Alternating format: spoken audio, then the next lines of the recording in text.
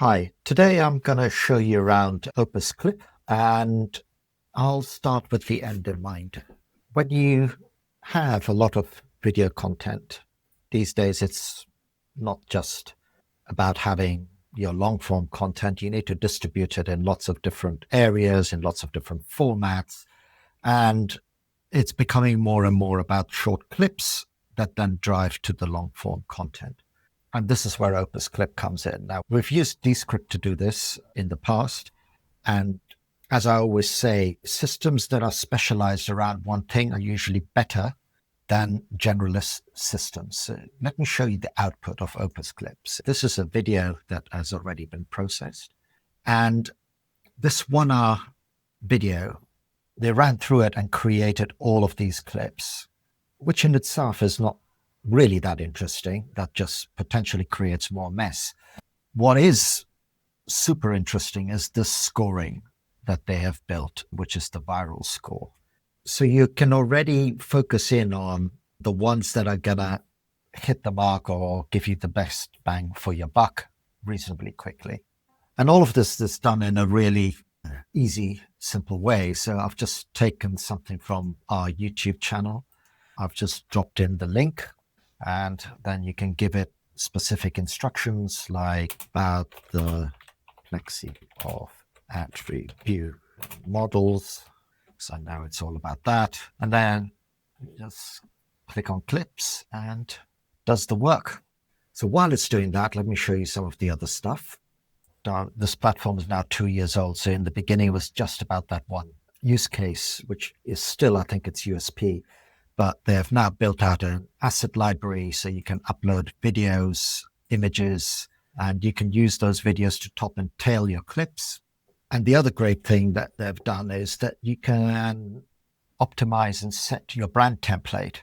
And you can do this across all the different aspect ratios you need. So Instagram, YouTube, long form, vertical, and one-to-one. They've really evolved the options you have. Because in the beginning, all you got was the clip, and then you had to do a lot of post-production. So a lot of this is now being done here.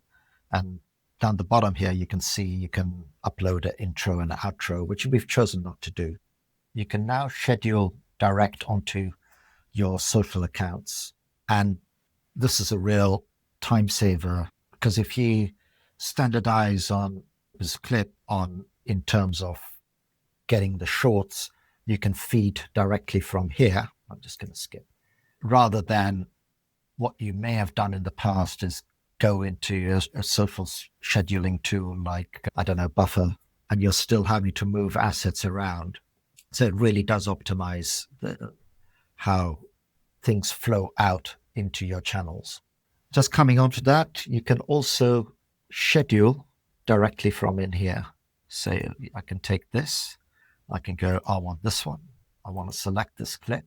I want it to go on YouTube. I'm going to connect it. I'm just showing you this just to show how easy it is. And then in here, tells you what it's about, puts in all the tags for you, and you just go ahead and schedule. So on the 22nd, this is going to go up. Some new features that have been released is enhanced speech, so clarity and filler words with one click. We tend not to use that because our initial post-production is done in Descript, and a lot of those things have been removed. And you can then edit directly in here as well. So here it's finished rendering the clips out of this podcast with Tamar. And as you can see, it's generated loads, and we can do the same thing. And it's done a pretty good job, because this was really a really good moment in the podcast where we talked about analogies about why looking at upstream attribution is so important when you're trying to put things into your marketing mix. This little trending trigger as well tells you whether it's lined up with things that may be searched for within YouTube. So there's actually quite a lot of intelligent stuff happening in the background that saves you a ton of time.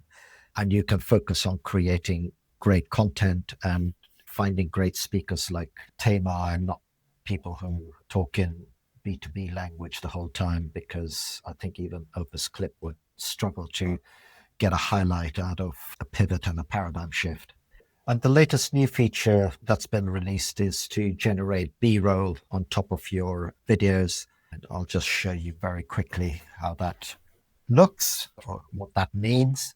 You can also upload your own B-roll. And what it's looking at doing is adding these sort of intermittent views that will help lift your content and to make it a bit more engaging. I'm not entirely sure this one has done the trick, but we're going to be playing around a little bit more in terms of seeing how this can help drive engagement.